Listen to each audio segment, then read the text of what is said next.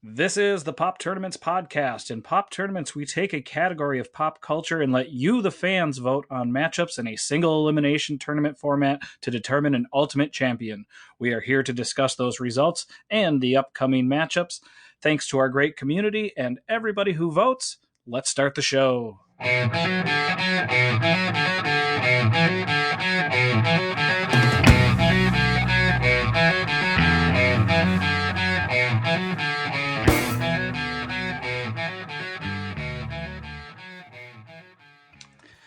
Hello, hello, hello. What's up, sports fans? It is January 4th, 2021. We are so happy to be back, kicking off a full new year of pop tournaments. So glad to have all of you with us today.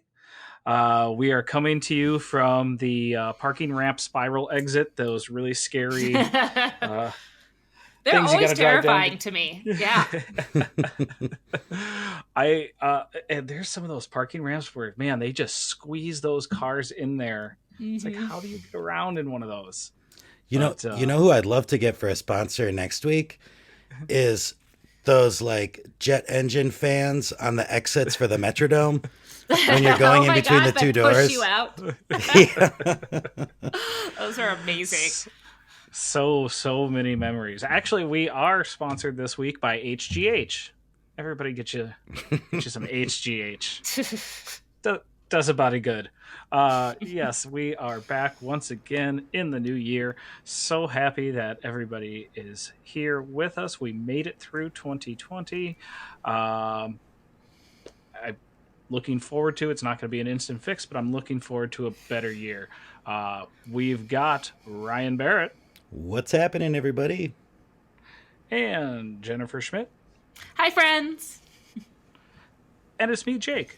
We are here. First off, before we get to anything else, we did have a tournament end. We should say a big congratulations to Have Yourself a Merry Little Christmas, winning our Jingle Jams. Worthy winner. Help. Indeed. And I do have to give a... I don't know. I don't want it to be a mean shout out, but a little shout out to Local Current, who quickly deleted our tweet saying there was no reason to have a tournament. There would be an obvious winner, and I don't think that this is what they expected. So shout out to you, Local Current. We proved you wrong. But yeah, that was I loved it. And you know what? Mariah didn't even make it to the final. No, I mean, top 4, I think, is pretty great, but then beat out by the classics. Yeah, and you know, it was a fun tournament, and I know everybody's ready to put that behind them, at least for 11 more months. Get back in the Christmas spirit. But it's so funny how you just ramp that up, and then as soon as it's over, it's like, get this done with. Whew. Yeah, I think everyone's ready to put away their Jim Carrey How the Grinch Stole Christmas DVD and pull out their Mike Myers Cat in the Hat DVDs. Oh, God. That's about right. Oh. Although we probably keep Elf out a little too long. Whatever. So it's a good Easter movie, too. Right? Mm-hmm. How was everybody's weekend? We're kind of coming out of all of those crazy holidays. We had Christmas last week, New Year's this past weekend. Ryan, what was happening? I had a great weekend. It was really relaxing, and we watched a ton of really good movies. I've kind of been prepping for this tournament we're going to be talking about today, Cinema Sports. Jocks on Celluloid. I watched. I had a nice little triple header in the last couple days here. I watched Bad News Bears, White Men Can't Jump, and Brian's Song. Oh, yep. I love Brian. And besides that, I watched a new documentary on Netflix, which was like shockingly fascinating and like really edge of your seat stuff, all things considered. It's called My Octopus Teacher. Oh. my wonderful girlfriend Kaylee was telling me she's watched it, but I have not, so I'm gonna let you. Sorry. Yeah. Yeah. Well, I mean, if you like stuff like Planet Earth and, the like, Shark Week, it's a no-brainer. But I'm not into that stuff. And just as like a piece of like linear storytelling, it's really, really fascinating. It's basically about a guy who spends a year, he's kind of going through like an existential crisis and decides to spend a year in like the same spot in like the floor forest or the ocean floor forest in like this reef. And he encounters this octopus and kind of becomes fascinated with it. And they kind of form this unlikely friendship. And so he hangs out with him essentially every day for a year. And they go through these like trials and tribulations, and oh wow, it's kind of action packed and really cool. But so that was really good. And then I watched the first two parts of Steve McQueen's Small Axe series. We watched Mangrove and Lover's Rock, which were both fantastic. Mangrove is definitely a little bit more of a conventional film, I would say. It's kind of a courtroom drama, but I mean, comparing it to something like Trial of the Chicago 7, it certainly has a lot more nuance to it, and it's done with a little bit more deft hand. Lover's Rock is straight like it's almost like avant-garde how little plot there is to it. It's just it's a full-on like hangout movie with just lots of great music and cinematography. It's really, really good though, and there's a couple scenes that are unforgettable in there. One that I think a lot of people are going to be talking about in their like, year-end best scenes of the year kind of thing. But there's more than just that as far as like moments that are going to leave like indelible marks on my brain from that movie. So both were great. I'm excited to watch the rest, even though from what I've heard, those two are the best two. Gotcha. Yeah, very, very fun. You had a very full weekend. That's 6 movies. Yeah, and also a very happy New Year to you. Thank you. Jen, how did the weekend go for you? Oh, it was great. I also just spent time on the couch in pajamas watching TV and movies. We watched The Prom finally on Netflix, one that I have been so excited about because I love musicals. And generally any entertainment I like is the gayer the better. And this one definitely hits my sequins quotient that I enjoy. So it was actually it's a lot, especially like the first number, but then it does like quiet down and it's actually a really fun, really enjoyable movie. Loved it. Can't wait to watch it again already. We also watched Sylvie's Love on Amazon Prime starring Tessa Thompson. Okay. And it was one of the most beautiful movies I've seen in a long time. Just gorgeously shot. It takes place in like the 50s and into the 60s in New York. And it's just gorgeous. Just a really kind of nice like throwback romance. Nice. And if you like Tessa Thompson, and I don't know who doesn't love Tessa Thompson, it's great. Weirdos. Absolutely worth watching. Just beautiful, nice, sweet, great movie. And then finally watched a couple shows that everyone else has watched. So started Dairy Girls. Have you guys watched that on Netflix? Oh my gosh. It is so delightful.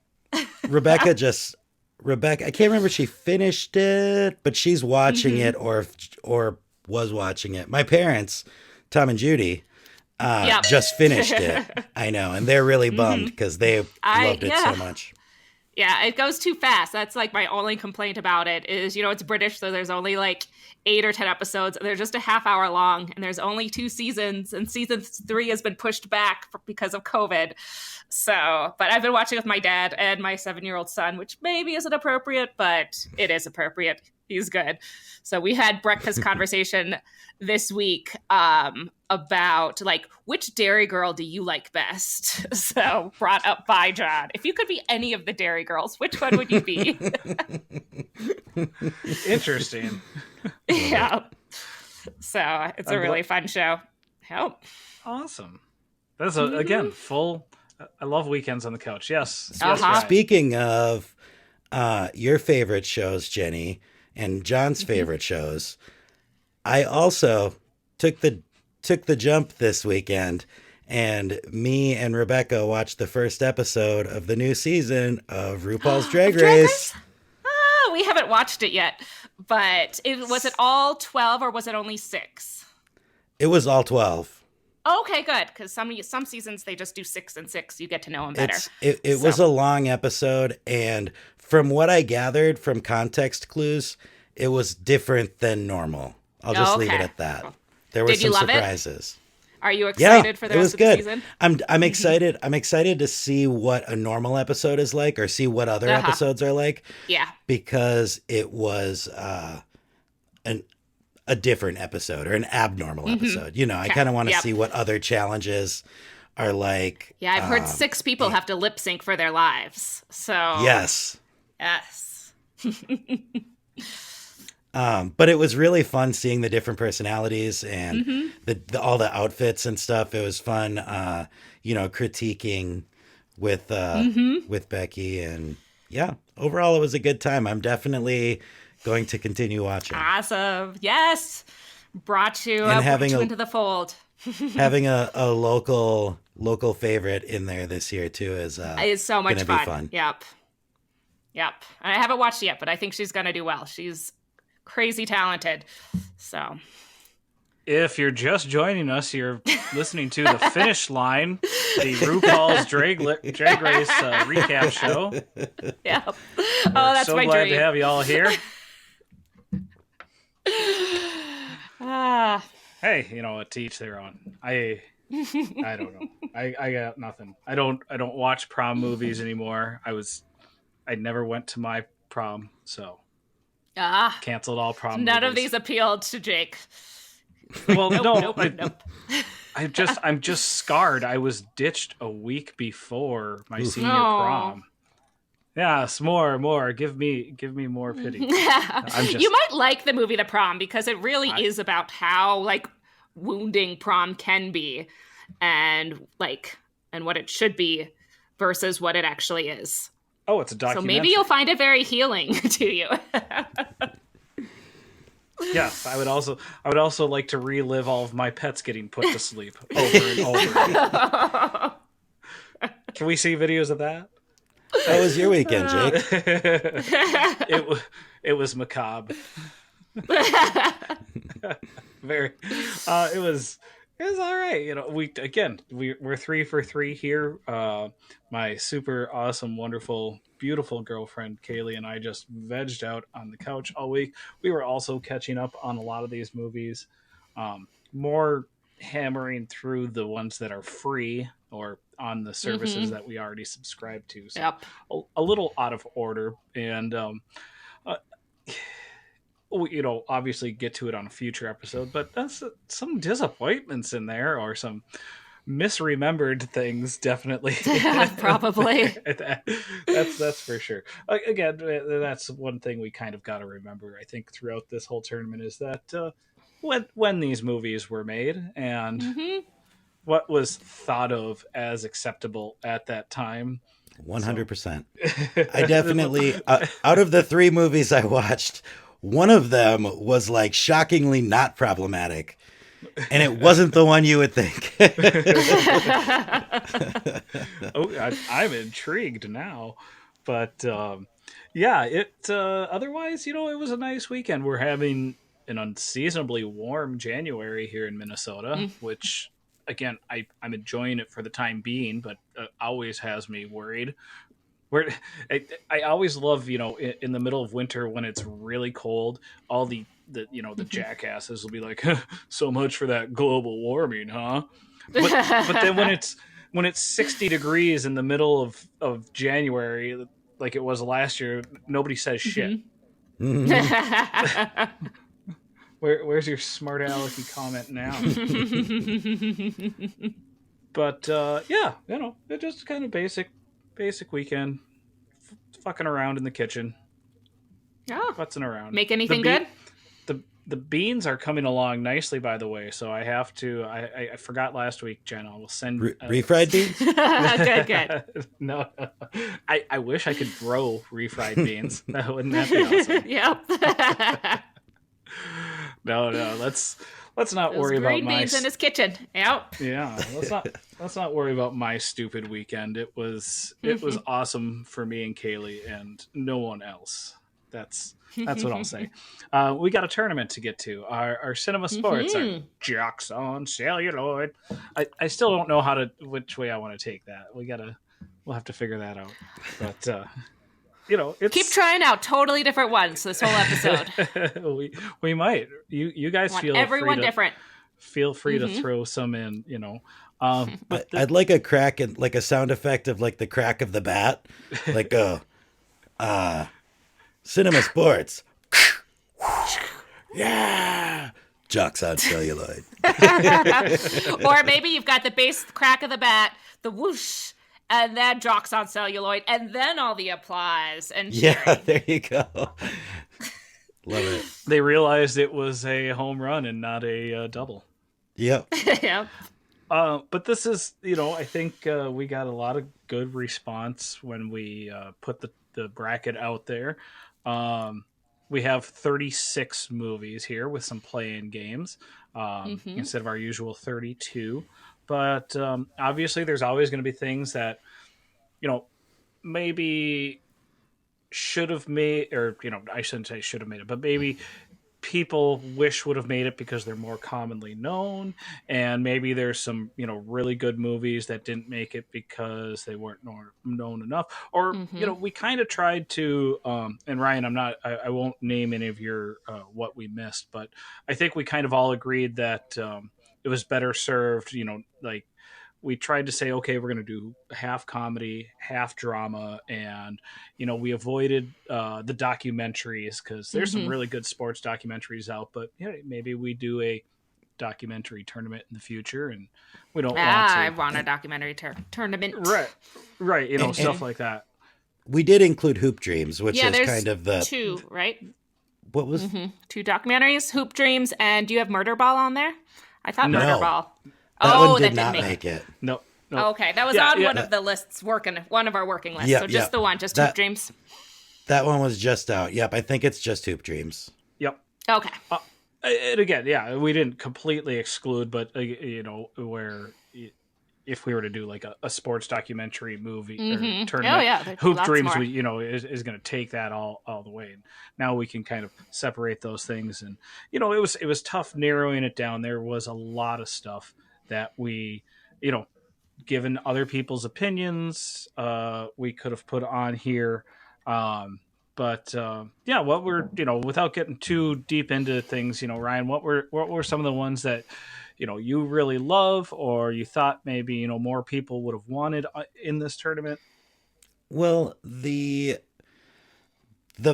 big one for me, that's like, I think one of the best movies of the last 10 years, maybe 20 years, is OJ Made in America.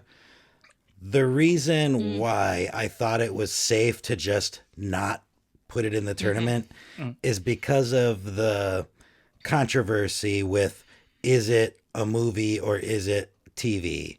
Because it is like a 9-hour movie that played over, 10 episodes or whatever. But it did premiere at a film festival as one piece. It was nominated as a film and won as a film. Right. So I think that's like that movie is just phenomenal. I think it's the best sports documentary of all time. But and I mean, it's so much more than just a sports documentary. Unlike, Right. there's some things like Hoop Dreams where it's like, Right. that is a sports documentary. Exactly. It explores so much more than just that, but it's a sports documentary. Yes. OJ Made in America is like this huge story, and sports is like one part of it. Yeah. But so I mean, that's the big one. The one that I would say is kind of my like dark horse on the other end of the spectrum, that is just like a movie that I absolutely love, that kind of changed my life in a way, is a documentary called Thrilla in Manila. It came out probably in the mid to late aughts. I think it was it was initially released in England, and then I believe it was like remade or like re-narrated and released here on like HBO or Showtime or something. But it's like a deep dive into the rivalry between Muhammad Ali and Joe Frazier. And it is absolutely like stunning. It's so good. And I found it endlessly more fascinating than When We Were Kings, which is also a great movie. Not to take anything away from that. I mean, that's another one that just barely missed the cut. One of my favorites. And yeah, and I mean, Murder Ball too, like Jenny said, was one that was like in the conversation, just barely missed. Also like so entertaining, and just like a beautiful look into a subculture that like nobody had ever really seen before.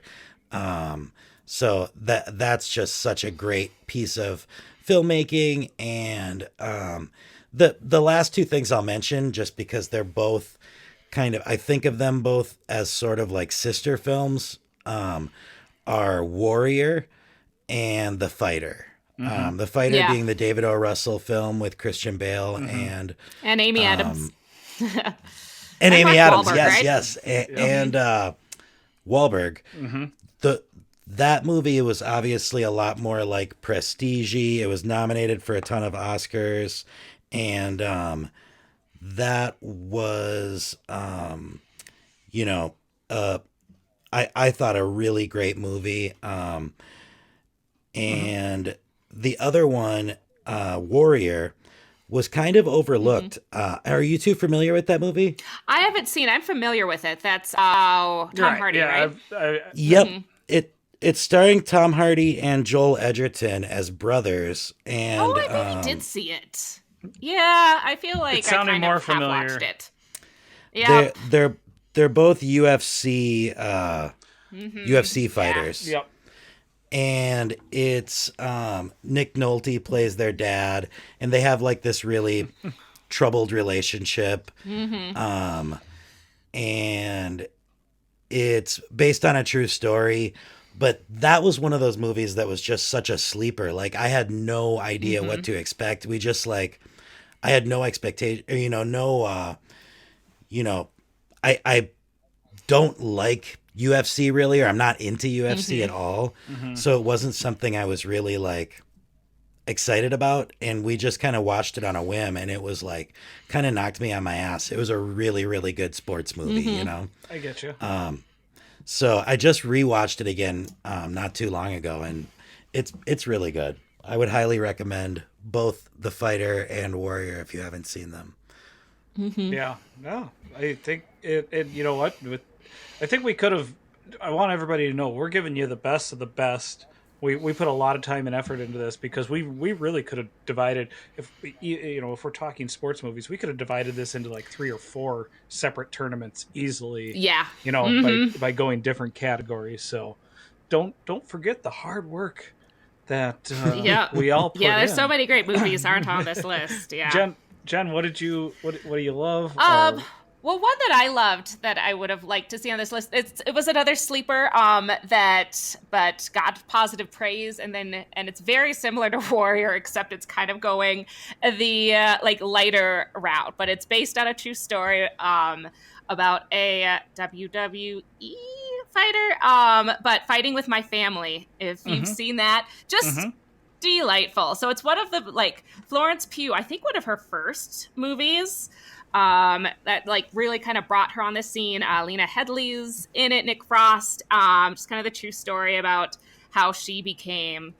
And I don't know the actual person's name. I do not watch wrestling. I don't generally like movies where people are like hitting each other in any way. Like I don't like the wrestler. I see it all of them. I do not enjoy them. I did not like the fighter. But this one I really enjoyed. It just has a lot of charm.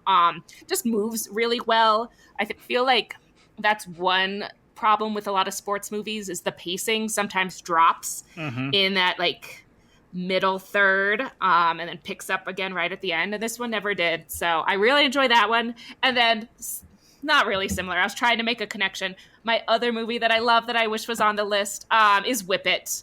I just love that movie so dearly, starring Elliot Page now and Kristen Wiig. It was one of her like earlier like mainstream or like dramatic roles, and directed by Drew Barrymore, and it definitely has Drew Barrymore's like kind of like whimsical, chaotic goodness that she has. So Whip It's one of my like just anytime I'm in the mood to turn that movie on. We own it. I watch it regularly. It's just fantastic. You know, I'm not so sure about you anymore. You hate wrestling, but you love RuPaul's Drag Race. And Whip It. I think there's more connections here than you realize, and you're gonna give wrestling another chance. That's true. There are a lot of very sequins poetic. in wrestling, aren't there? It's very poetic. Yeah. There's a dance to it. There's a beauty right. to it. Yeah, I love the show Glow. Like that's one of my favorite love Netflix that originals. show so much. So, yeah. You just maybe. hate steroids. Somewhat. Steroids and over tanning. That's yeah. Because that's all it is. I mean, there's definitely over tanning on RuPaul's Drag Race, so that definitely happens. Okay. You know, for me, because I'm the candy guy. I like the the cheesy, just the things that we easily consume. You know, for me, it was a lot of those 90s movies. I probably could have done a just 90s sports movie bracket easily. Absolutely. You know, just on that stuff that's easy to consume. You know, you got your Varsity Blues, Mr. Baseball, Basketball, all those Days of Thunder. That was really fun back then. And also we so there is a lot of crossover in actors and actresses throughout all of these movies, and we probably could have done a tournament of just Kevin Costner, Will Ferrell, and Adam Sandler sports movies. just between those three. Throw in Renee Russo for good measure. She made a lot. Yeah. One thing I want to mention quick. Speaking of Varsity Blues, when I was 17, 18, I was working at Blockbuster Video, and my friend Nefty and myself would use Varsity Blues as like a dig on people. Like we would be like, oh, look at these Varsity Blues motherfuckers walking in here with their like, oh, these are going to be Varsity Blues people, like, and I've never even seen Varsity Blues, but it was like, we were like artsy. And so like, we would like make fun of all the dumb people who rented Varsity Blues. So for all you listeners out there, it's not something new. Ryan has thought this way.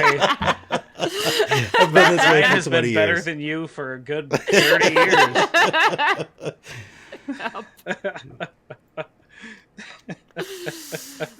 Oh boy. No, I kid. It's okay to be artsy, and it's okay to be mainstream. We welcome. Indeed. We welcome There's room for everybody. all of us. Yeah, High there's school room is for- set up that the art geeks and the jocks, like, they can't stand together. You Yeah. know? If Varsity Blues taught us anything, it's that. And once again, there was me halfway in between both of those groups, all alone on prom night. God, yeah. We'll get into it next week. But I did play athletics. I played athletics. You played the athletics. I played in multiple sports in high school, but I was also in different creation, video classes and drama classes. So yeah, I'm not kidding.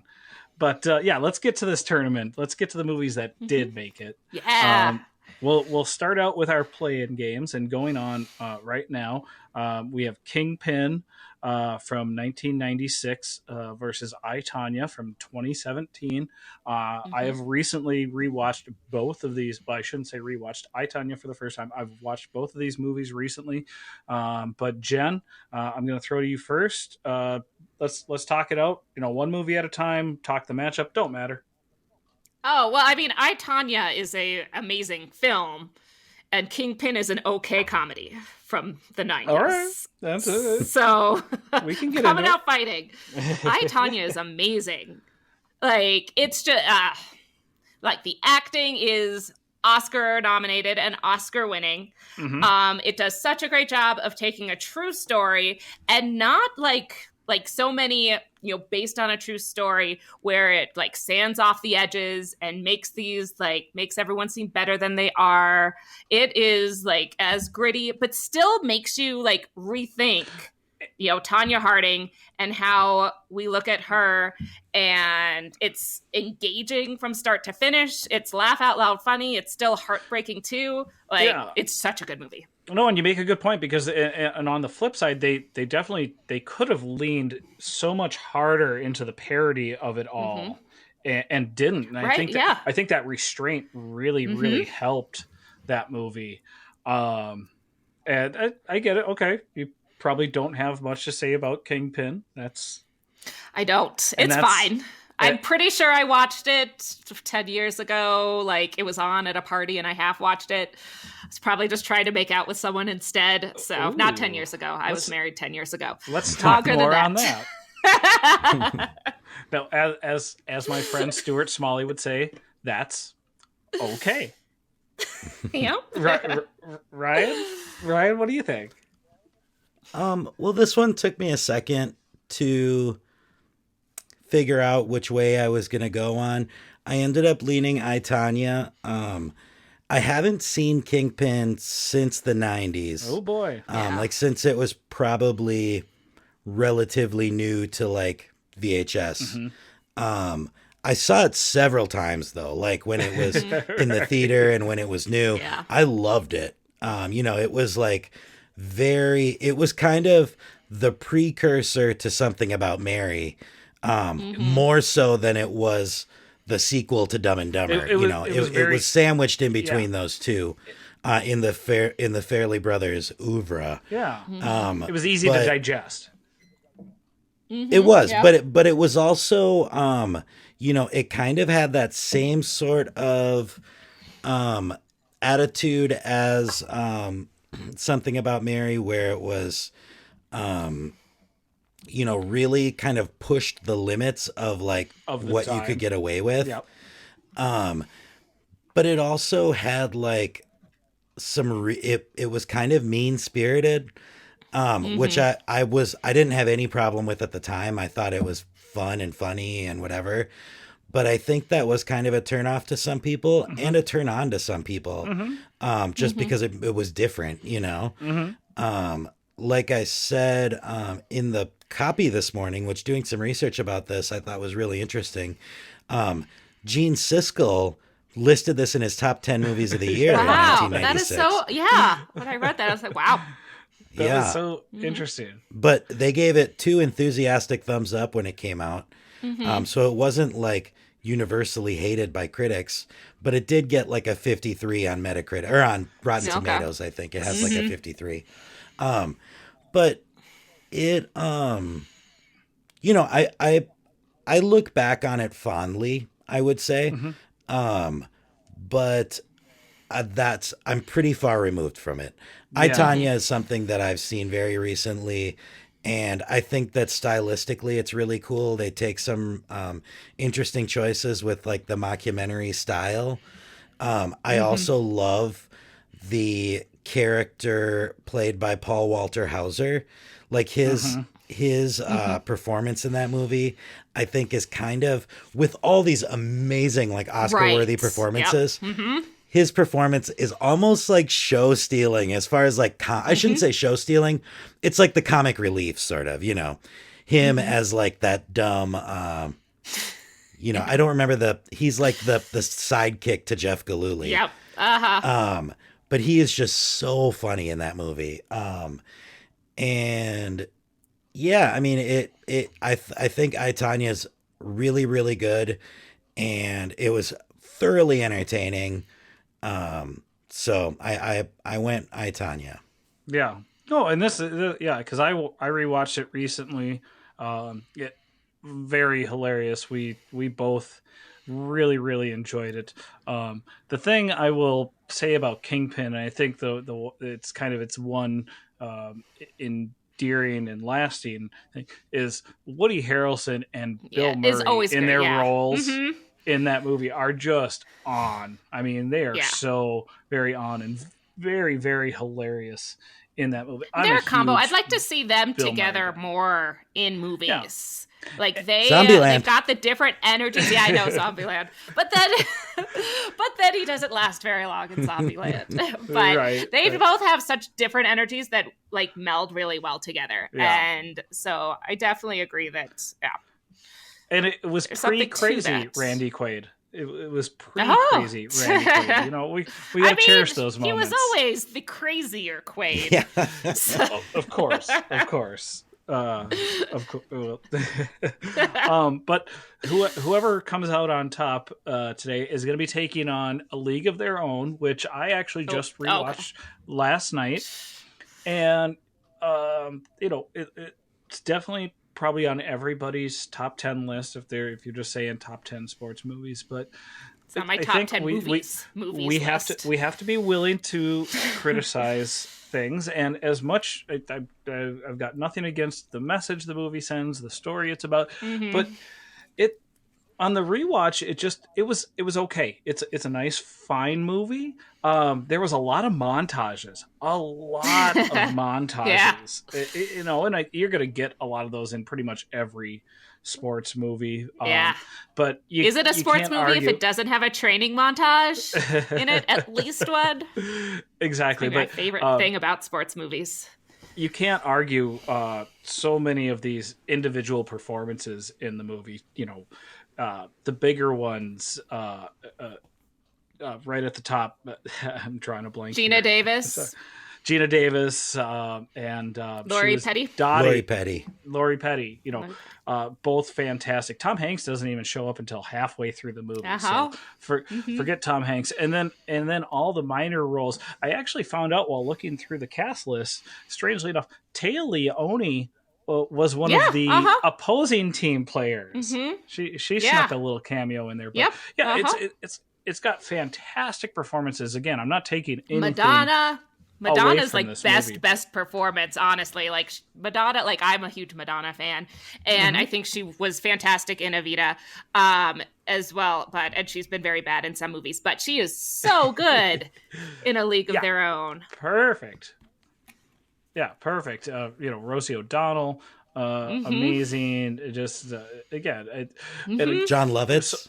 John Lovitz, that's fun little right. minor characters. Yeah, I again on the rewatch, I had completely forgotten that he was even in it, and again, it's I'm not trying to take anything away from it, but it was the first on a list.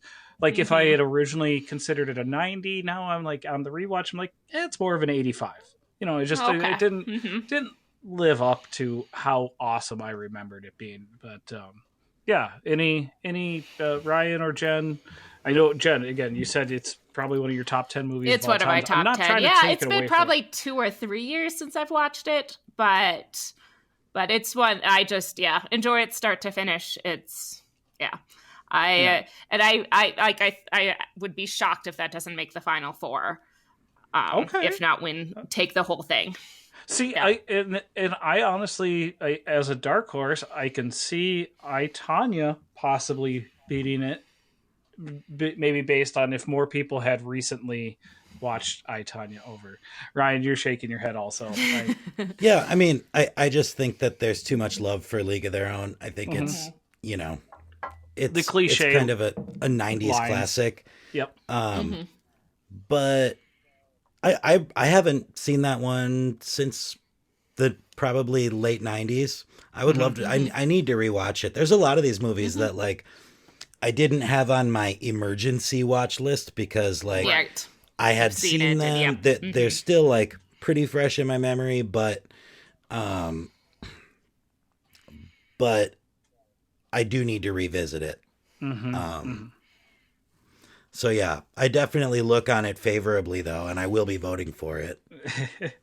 I got you. I'm not trying to take away. Just it was the first of many, many in this tournament. Because I love sports movies, so I probably had. I do too. I have the rose-colored glasses for all of them. Looking back, a couple more. I haven't been able to see it recently, but we got White Men Can't Jump. I remember it very fondly. It had a lot of Oscar nominations and a lot of great performances going up against Tin Cup, our first Kevin Costner entry in this play-in game. Personally, I feel like Tin Cup is a little bit of a it's just a Bull Durham knockoff with a golf twist, but we'll talk about that later. We'll talk about that movie later. But it's also our first appearance from Renee Russo in this tournament. She shows up more than once. We got a lot of crossover. What do you think here, Jen? Oh, Ryan, go ahead. Yeah, no, you go. Oh, I don't have a lot to say. So White Men Can't Jump is one of my husband's favorites. I don't think I've seen it since the 90s, so that's one that I'm going to rewatch soon. I think I said last week, I'm always excited to see Rosie Perez. So so I definitely support that one. Yep. But also, I do really like Tin Cup. So for a sport that I have zero interest in watching or playing, I do really enjoy golf movies. So, yeah, I mean, I enjoy, I have zero interest in watching or playing almost any sport. Not a sports person. And I am someone who I always bring a book with me when I go to live sports games anytime. So I like it for a little bit. Like I like sitting outside and cheering along with crowds and eating hot dogs and drinking beer. That's all very fun. But I only have about 15 minutes of interest in the actual playing of the sport. But sports movies is probably my favorite genre as a whole. So yeah. And golf movies are somehow delightful. Okay. Ryan? So I'm split. I think I've seen Tin Cup. I'm not 100% sure. I feel like I have seen it even without seeing it through like, some sort of like osmosis from working at, the video department of Sam Goody and Blockbuster. I feel like seeing like clips and whatever. I kind of was like, I get it. But I should probably... Is Cheech Marin in that too? He is, and he's the... I think I have seen it. Yeah. I think I have seen it. Highlight of that movie. He's what Bill Durham is missing is Cheech Marin. Like, he's kind of that spark. Yep. White Men Can't Jump. First of all, I need to make a correction. I don't think it was nominated for any Oscars. Yeah, okay. I thought it was. I thought it was... No. It was a populist film. Yeah. But it should have been. Yeah. It should have been. Rosie Perez. Yeah. Rosie Perez. I will say though, I just rewatched this and it held up really well. Surprisingly, like, most of the time I feel like when you watch any movie before like 2007, you're like, oofda. What are we gonna get? Yeah. Does it say something about me that I love this movie? Yes. Yeah. Yep. There really wasn't much. I mean, the things you could critique on a cultural level are things that still happen in movies now. You know The what I title mean? of the movie. Yep. Yeah. No, that I have no problem with.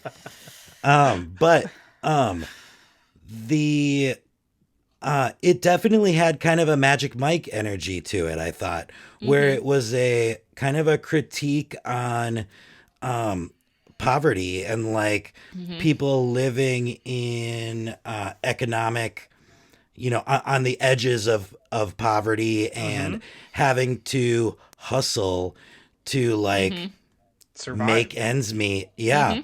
And like doing things that people think are like, kind of fancy or cool or whatever.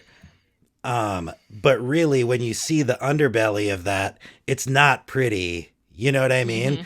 Like you see Wesley Snipes dressed up all like, in his biker shorts and tank top and shit, which is so early 90s. But then like he gets a ride home and he's like, oh yeah, this is me up here at the Trump Towers. And he pulls up and it's like this shitty little apartment building. And it's like, oh yeah, he's like living in squalor essentially. He's in the ghetto and like he's and his wife hates it and wants to leave so bad and just find any way out of this circumstance. Woody Harrelson and his girlfriend are like moving from place to place, trying to avoid, loan sharks and like, he's trying to use any means necessary to get, improve his situation. But it's like a really interesting movie. And I think that it really plays well now. As far as being like an entertaining movie, I thought it was fine. It's definitely suffers from what you were talking about, Jenny, before with a lot of sports movies, where it kind of has that third act dip where it's like, okay, good, it's over now. And then it's like, oh wait, there's still half hour left. Right. What? Come on. Yep. Yeah. And but it was good. I mean, I think the acting was good. Again, second appearance from Woody Harrelson in the tournament. This was kind of the peak of Wesley Snipes' power, or the I love it's his prime first Wesley appearance Snipes. in the tournament. Yep. Yeah. Wesley Snipes will be returning later. Don't worry about that. But yeah, I definitely I hope White Man Can't Jump moves on because I think easily. it will, because it's definitely more of like it's a more culturally relevant movie, even on the surface, even without rewatching, that movie like holds a place in early 90s culture. Yeah, no, I mean, honestly, though, no other things. I think they're both fine movies, but I think it's just a better movie than Tin Cup. Yeah. Again, on that I rewatch, think so. they really throw Renee Russo under the bus. She's supposed to play a therapist, but then they, add on the crazed female trope that was so unnecessary in so many movies, and even at the end, I won't give away the end, but what they have her character go through is just silly. But it'll be going up against Caddyshack, which Okay. I think again it's probably one of the first things that comes to everybody's mind when you're talking about sports comedies and sports movies. Another appearance from Bill Murray here. So and again the whole National Lampoon crew. So it's going to be tough for whoever wins that matchup. I think against Caddyshack. Yeah, Caddyshack's gonna be tough to beat. Caddyshack is one of those movies, one of the first appearances of these movies where I'm like, I don't understand why people love this movie so much. But I know it's like, you just say the word Caddyshack and my dad starts like reciting lines and I'm just like, oh my gosh. Like, it's fine. The song's great. I like Kenny Loggins, who is not Kenny Rogers, who I just learned about like 8 years ago that they are two different people. Oh boy. So, yep. But yeah, Caddyshack is Kenny fine. Log Cabin. Yep. I get you. Well, I'll tell you though. See, again, the movies like Caddyshack. Do you not like Snickers bars? These are the easily Right, exactly. Everybody Yep. loves a good sweet treat. Yeah. But, Ryan, I know you. I'm seeing that you say you don't understand. I'm completely with Jenny here, and I think maybe the problem was I just didn't get into it when I was young the right enough or time. something, or I Yeah. waited too long to watch it. And it was funny because I remember seeing Caddyshack 2 in the theater and being charmed as hell by that gopher. Yeah, And like, the gopher's awesome. yeah. Yeah, the I'm all right. That's a great song. Yeah. But I I remember seeing it like as an adult when I was like, when I was like 17 or 18 and being like, Yeah. Okay. it's fine. Like there were funny moments, but it's not, I didn't think it was nearly as good as like Vacation. You know, Yeah. if Like you want to put it up against like Chevy Chase movies Like from Animal the same House? era. I've actually never seen Animal House. I've never seen Oh Animal my God, House. what are we doing? All right, I'm taking out a want to ask for 2 new co-hosts. Did you say you've never Jesus. seen it either, Jenny? Nope, I've never seen Animal House. What Yep. is going on here? This is crazy. Absolutely crazy. Well, we will let the fans decide Yep, we will. who ends up here. So a couple more play-in games and their matchups. Jumping over to the drama half of our bracket, we've got He Got Game versus 8 Men Out. Ryan, why don't you start us off here? Well, unfortunately, I did not have time to view 8 Men Out. I can know cover that. I know what it's about, but that's one I'm not familiar with. Other than knowing who's in it and that it's about like the Chicago Black Sox scandal. Our first appearance by the Chicago Black Sox in this tournament. They make 2 appearances. I am very familiar with He Got Game though, which like was one of my Yeah. favorite movies of 1998. I saw it multiple times in the theater, and I think it's just Spike. I mean, it's a Spike Lee movie if you don't know, but Spike Lee joint. Spike Lee like turned up all the way, just super stylized, and Ray Allen is the star of the movie as he plays Jesus Shuttlesworth, who's this superstar prospect coming out of high school and being recruited by colleges, and it's just it's got a lot of the usual Spike Lee players in it, but it's just kind of shows you the dark side of that whole industry. Yeah. Plus, it's also kind of about the relationship between him and his father, who's played by Denzel Washington, Okay. who's Again, also his got first game. appearance. And Yep. it's his first Yeah. appearance in the tournament. So much crossover here. And yeah, I love He Got Game. I think it was one of those that kind of got lost to time. I don't think it's thought of as being one of the great Spike Lee films at all, but I definitely think it's in the top third for me of his catalog. Yeah, both great movies. I think again, looking at both of them, I think it might be an interesting matchup because I think it's kind of split 50-50. I think there's going to be half our group that has seen one of these movies, half our group that has seen. And that's I haven't seen again, He Got Game. not judging so. anybody either way, but definitely again, and I've never seen He Got Game, but Me neither. Yeah. I'm not unaware of it. Mm-hmm. I'm not unaware of the movie. 8 Men Out, like Ryan said about the Black Sox scandal of 1909. Mm-hmm. Features a lot of John Cusack. younger actors. Yeah, John Mm-hmm. Cusack, Charlie Sheen, that were and Charlie Sheen's first appearance It's in this first. tournament. So I'm going to keep doing that.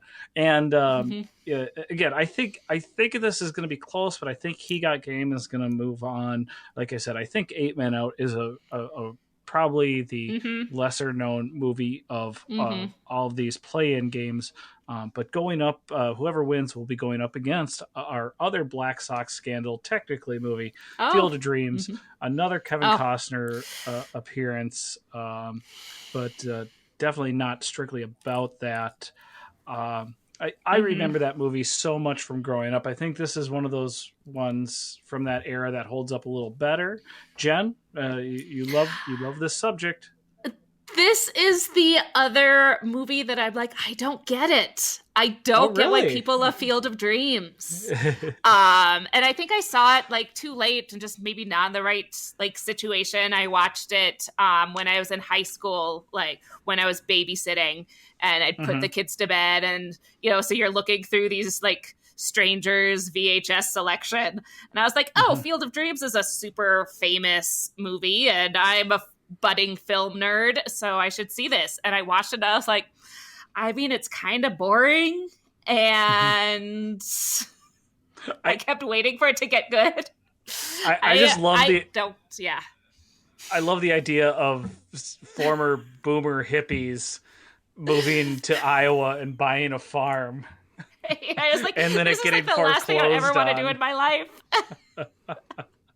But it is also our first appearance from James Earl Jones. Very, very classic role from James Earl Jones. Yeah. He'll come up later more in now that Star I'm a Wars parent or something. I don't know. I should watch it again, and maybe I'll like it more when I'm not a like just salty 17-year-old. But I loved this movie when it came out, and I saw it a couple times. Like when did it come out? 92. Sounds about right. 91, 92. Yeah. I saw it a couple times, in the years that followed. But it's been a long time since I've seen it. I need to revisit that one for sure. And one thing I find really interesting about this movie is this is one of the big Mandela effect. Are you guys familiar with this? Oh, yes. Yeah. Where we misremember certain lines. Yep. Because the actual quote, everybody always thinks it's, if you build it, they will come. But it actually says, if you build it, he will come. It's he will come, yeah. Yep. Just about Ray Liotta. Right? Ray Liotta's the dad, Shoeless Joe Jackson. Yeah, I remember this movie. I just didn't like it. Yeah. Shoeless Joe Jackson is not his dad. Oh, it's not Ray his Liotta dad. Is Shoeless Liotta is Joe his Jackson. dad. Okay. His dad shows up at the end, but the 80s singer-songwriter Joe Jackson is his dad. Different Joe Jackson. Also, I have to say this is probably again upon rewatch and going back that far, this is the least problematic of the movies. Probably. There's nothing that we have to worry. I mean, it's actually more honest to today. Evil bank is trying to an evil brother-in-law who works for the bank is trying to foreclose on his own family's farm. This sounds exactly like it was made 6 months ago. Yeah. And then the last of our play-in matchups, and then moving on, we have Brian's Song versus Remember the Titans. Two big football movies I love here. both of those movies. Two big criers. You got some Gosling. You got a little Gosling. You got a little James Caan on the other side. Baby Duck. Oh. So versus Baby James Caan. Yeah. Jen, it sounds like you got a lot of feelings on this. I do. Well, I mean, these are movies with a lot of feelings. Yeah. So, yep, they're both great. Brian's Song, I'm pretty sure, was a made-for-TV movie, right? I don't think it was. Yeah. And no discrimination here. It's so funny that, because I can't think of another made-for-TV movie like that is still like loved and talked about regularly now. I mean, like the Thornbirds was a made for TV miniseries that was super well known too. But Brian's Song is just they ended up, it's a movie that works so well because they hired such great actors for it before they were like huge names, and that's all that movie really needs. It's like a smaller story, and it's heartfelt, and it's just so well acted, and it's just one of those that I remember I just like came across it randomly on TV. I think when I was in college, it was on TBS probably or something, and again I was like, oh well, I've tried to be a film nerd, so I should probably watch this one. It's really famous, and being like totally pulled in and sitting alone on the couch crying. And yeah, great. And there is like a bigger movie that's the same story. But Brian's Song is the famous one because it's just fantastic. But Remember the Titans, another based on a true story. Like just great. And this, like when I think about a sports movie, like Remember the Titans is the type of sports movie that I think of. It follows all those beats. It's got the training montages. It's got the big game. So like that, it's a classic sports movie to me. So yeah, they're both great. I don't know how I'm going to vote. Yeah. And Remember the Titans, another Denzel. Yeah. Denzel's always welcome. Another movie that wasn't on this list, and I think the main reason because it's also a true story, but as a movie, it was trying to be a little bit like Remember the Titans. I don't know if you guys ever saw We Are Marshall. Yeah, it's definitely not. Remember the Titans is the way better version. Right. Yes. Where of the true story high school sports movie. Yep. Yeah. So who? I'm sorry, Ryan. I didn't mean to. Yeah. I just finished watching Brian's Song for the first time, like 15 minutes before we came on the air today. Okay. Yep. I thought it was good. I didn't love it, but I liked it. I thought Billy D. Williams and James Caan were both pretty good. And it was certainly like a sad story. Remember the time. I honestly, I don't really have a lot of feelings about this matchup. This is one of those where like I'm not a huge fan of Remember the Titans. I think it's a good sports movie. It's solid. It goes through all the beats and does everything right. It just doesn't hit it out of the park for me like some of these other ones do. You were busy behind the counter going with your arms crossed going, look at these people. They're a bunch of Remember the Titans over here. Yep. What do you think these guys are going to rent? Remember the Titans? Probably. Sorry. We kid with love. I apologize. It's okay. I'll own up to that. But and that's okay. I remember seeing Remember the Titans twice in college because I went to college in a very small town, and that was the only movie playing for 3 weeks. So what else were you going to do when you skipped class and wasted all that money? Whoever wins will be going up against a big, huge Goliath in Rocky here. Oh yeah. That again, there's things to be said against Rocky. I tell you what, how about have any of you guys seen the movie that Sylvester Stallone made to fund Rocky? The Italian Stallion? I think that's what they called it. Is it the porn? Yeah. I have not seen it. That is what it's called, though. It's. I think it's like 6 minutes long. No, okay. It's not. He just shows his butt.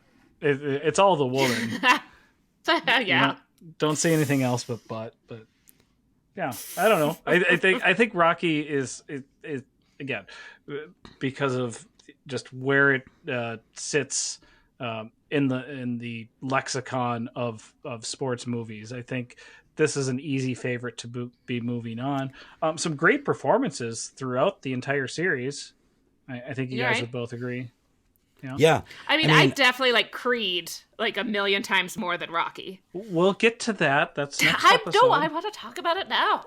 Well, see, I guess what we can talk about here also is this was kind of again, another one of those things that we discussed is Creed a sequel to Rocky, because obviously we're not including sequels. We chose Creed is, instead to include it, but it is one of those ones that you could technically say, because the characters all exist within the same universe. So but yeah, we will be talking about Creed later. Ryan, anything to add here? Yeah, I mean, I think it's important to highlight what we were just kind of saying there. With all of these movies, the sequels are kind of built into the slot. So like when we say Rocky, we kind of mean Rockies. And when we say Caddyshack, we mean Caddyshacs. If you want to think about all, when we say Mighty Ducks, we think of the whole flock of Mighty Ducks. 6. No, I'm just saying you can take it how you want. But just don't go like, how could you not have Rocky 2 on here or whatever, because it's like built into the same line. But Mighty Ducks 3 was the best one. Yeah. And I personally, I absolutely adore Rocky. Like, this is probably it's a good movie. My favorite movie series on the list. For me, I think Rocky 1 edges out Rocky 2. Oh, which, easily. But it's close for me. Like, I really love Rocky 2. Oh. And I really love Rocky 3. But it's definitely more of like a campy, corny version. And then I really dislike Rocky 4, which I know is an unpopular opinion amongst 90s kids. But I think it's really terrible movie. It's just terrible. But Rocky 1, 2, and 3 I absolutely love. And then I really love Rocky Balboa. And I love both of the Creeds. Rocky Balboa. I forgot about that. Like, it was rebooted before. Yeah. Before Creed. Yeah. But yeah, Rocky I absolutely love. I rewatched all of them probably in 2015. I just kind of got a wild hair and said, I'm going to watch all the Rockies. And like at that point I hadn't seen Rocky 1 really like all the way through, I don't think, since I was like a little kid or maybe even ever. And I just sat down and watched all of them back to back, over the course of like a week or two. And yeah, I love Rocky. That's, my choice for the winner, which I know is not going on the win, but. No, that's okay. And I totally agree. It's just a fantastic movie. And like you said, Rocky Balboa I think Rocky Balboa was the movie that just showed them you can reboot anything and you'll make money. I mean, granted, they did a great movie. If you do a good reboot, but you can do a really good reboot of you can do anything. Something. Yeah. Like, because I feel like there are so many like really bad reboots, and but as we talk about this tournament, I feel like there's some really good reboots in here that we can talk about. Yeah. Quick, who was the young person in Rocky Balboa? It was Milo. Oh, are you talking about the Rocky Balboa. Yep, Milo Tenor, right? Yeah. Tenor, something like that. Oh. Yeah, the kid from Whiplash, right? Miles. Yeah. Yep. Is it? It's Miles. Okay. You're thinking of Miles Teller, but I'm thinking of Milo Venemataba, the guy from This Is Us. From Gilmore Girls. Yeah. Gotcha. He's in it, that makes but more I don't sense. I don't know if that's the same guy you're talking about. I don't know. We'll have to look that up. We'll have to do a correction on our next podcast of us not knowing who we're talking about with Rocky Balboa. Hey, I'm all about corrections. Clarification. Yeah. Right. We can. Is it the kid from Whiplash? Is it just from Gilmore Girls? Or is it somebody totally different? I think it's who you're thinking of. Okay. All right. Whiplash guy. No. I'm thinking about both. I don't think I saw Rocky Balboa. I absolutely saw Creed, And I saw Rocky, but a long time ago. But I don't love movies where people are just beating each other up. So I remember dismissing it pretty quickly. But I should watch it again, probably. You for some reason, Jen, you made this thought pop into my head. I think there's somebody out there trying to, or they're listening to our podcast and trying to rip us off, because I saw a tweet recently, speaking of reboots and doing them properly. Somebody stole your idea, and they were asking for The Outsiders to be rebooted and Really? cast ideas. Yeah. And it got retweeted by a bunch of famous people, and I'm like, you're ripping us off. It's exactly what Jen was talking about. So It was. you got, if you're all right, we're running a little long. You guys want to do 2 more matchups? Is that okay? Sure. Just do. That's Sure. good? Whatever. Okay. So that's all of our play-in games and who they will go up against. We'll do 1 comedy and 1 drama more. So over on the comedy side, we'll also have the Mighty Ducks, our hometown favorites, versus the Bad News Bears. I think this is a great matchup. I think that's a great matchup. Yeah. This is child teams facing off against each other. I love me some Emilio. It's a tough call. Quack, quack, quack, Mr. Duckworth. Ryan, I know you recently rewatched Bad News Bears. Does it not hold up? Probably. It does not hold up at all. It is, just as far as like a sports movie goes, it's very like, it's a good like formula. Yes. And I think you can kind of see how a lot of other movies kind of, copied that. And I think it was very entertaining. And it definitely it's not funny anymore, which a lot of movies are like, a lot of movies that are like comedies from the 70s and 80s aren't really funny. They're just like not that dramatic, but it's definitely dark, and there's a lot of, racial slurs, which is the most troubling part of it. But there's also a lot of racial slurs in Brian's song, which is like, just something that in the 70s, it was a lot more loose. You know what I mean? People just threw it around and it wasn't. It doesn't at all. Yeah. I'm not excusing it at all. Right, I'm just saying that it was much more commonplace.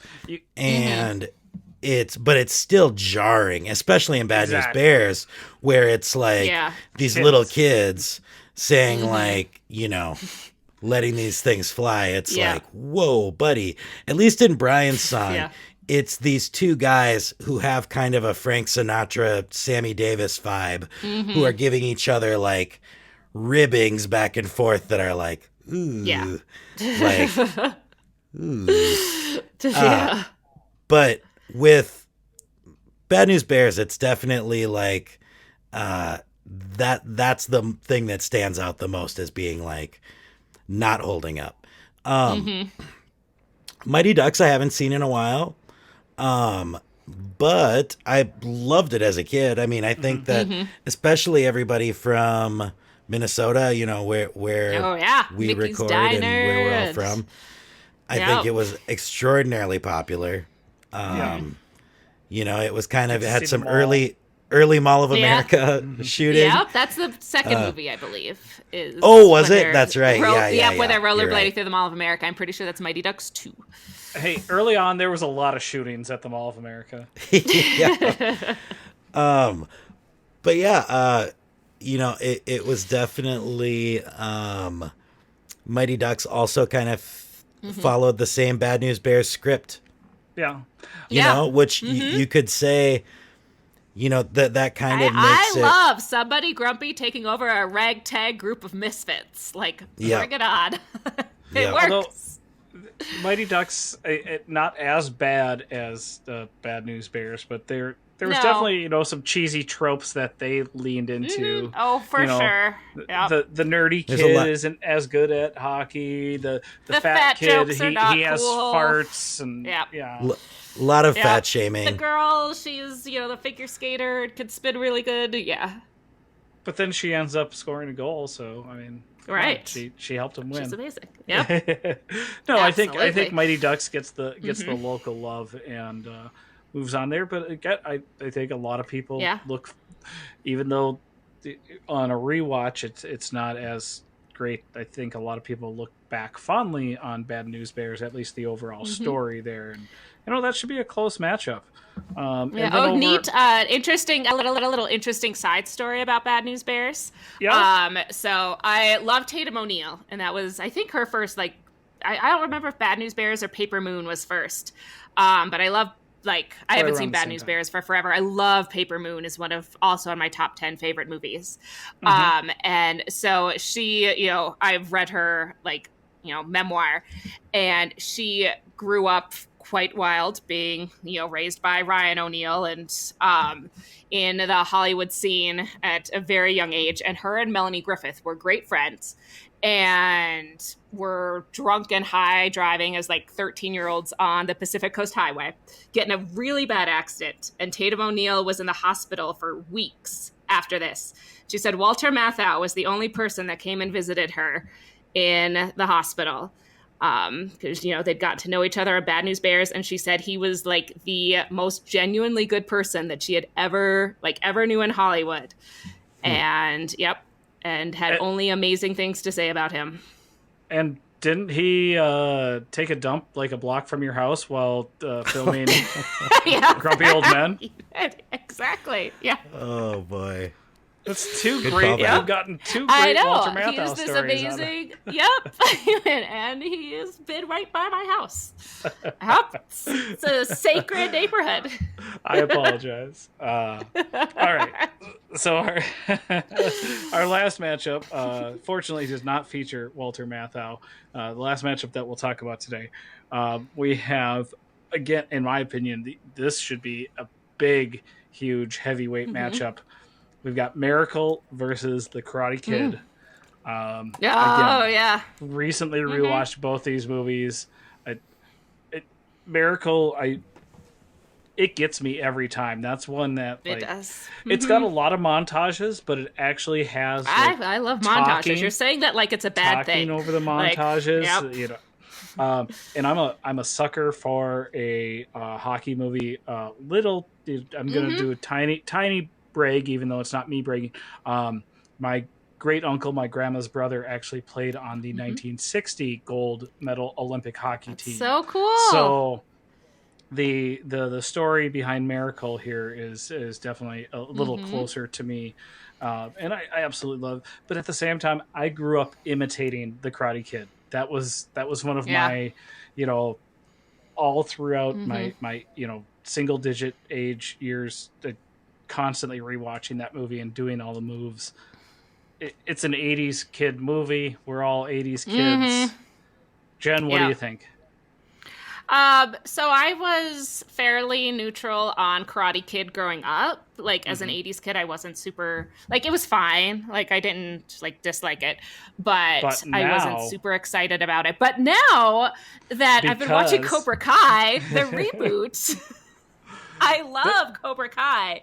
And so it's been really interesting kind of viewing it through that lens now. Because especially now that I'm old and I'm a parent and I'm a teacher, Cobra Kai just hits it. It's so great with its character development and how it's not letting its characters off the hook, but really examining the toxic masculinity of it, and really does a great job of developing its smaller characters in that show too. So I'm very into Cobra Kai. So that makes me like Karate Kid that much more.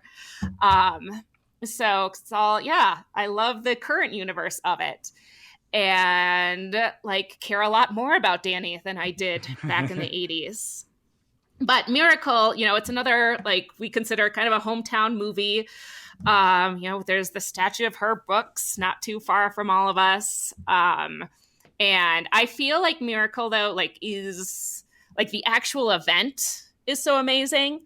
The movie is great, but it's again a very standard sports movie, kind of like what Ryan was saying about Remember the Titans. Like, it's going through the moves, it's hitting all the beats.